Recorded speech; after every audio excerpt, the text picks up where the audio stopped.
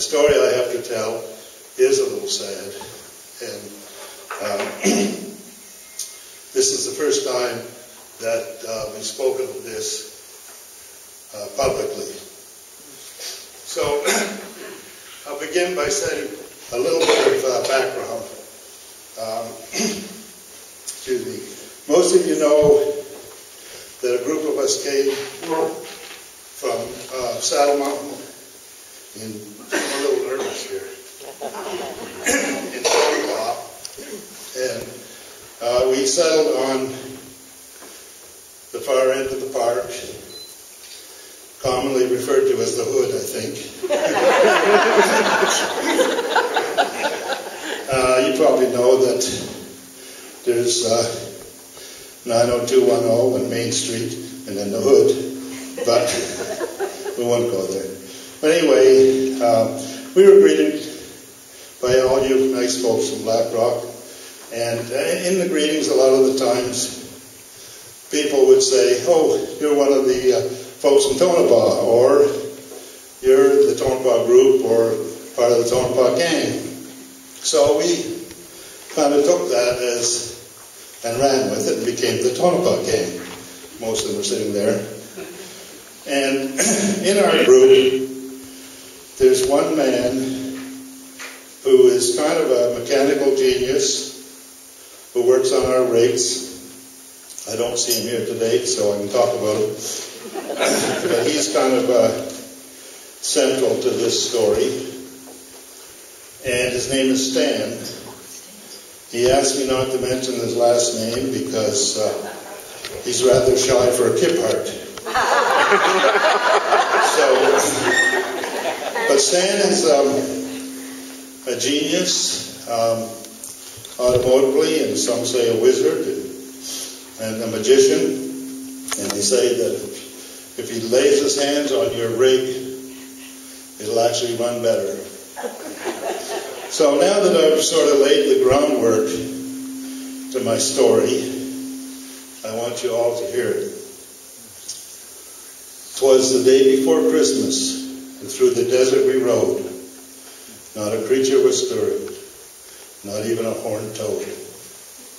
The riders were all bundled to keep out the dust. They followed each other with the usual trust. We were on our way home, hammer down on the power, in hopes that we'd make it, not miss happy hour. When off in the cactus, there raised such a clatter, we turned off our engines to see what was the matter. As we stood in the wash to make it all clear, out of the bush stepped a huge reindeer. We all stared blankly at his shiny red nose, and he looked pretty battered from his head to his toes. He turned to the desert and beckoned us follow, and we all drove down behind him, down through a hollow. And there on the ground lay a man by a sled. The scene looked so bad, we thought he was dead. But as we go closer, he let out a groan. He began to get up, and he stood on his own. All of a sudden, it happened. I had to pinch myself, for around the down sled, there came a little elf. He told us the sled had developed a shudder, broke the sound barrier, and crashed in this clutter. He pointed to the reindeer. Could be them there. All beat up so badly, and the presents all scattered, which we gathered up gladly.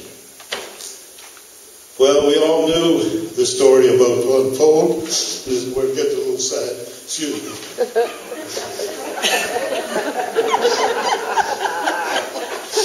There would be no Christmas for children untold. But wait, an idea, a glimmer of hope. We all ran to our rigs and we grabbed the tow rope. Well, I'll tell you, You never see a sight any stranger. 3 razors, 3 bugs, 2 rails, and a ranger, all hooked to a sled in the deep desert sand.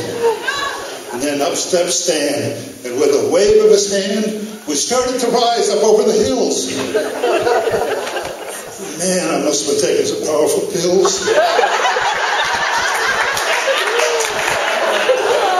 Well, we had no camera to record all the fun, but that night, the Tonopah gang was on a long run. The fat man, the elf, what a glorious sight. He said, "Merry Christmas to all, and to all a good night." Now, if some of you don't believe the story I've told, then you're just getting too damn old.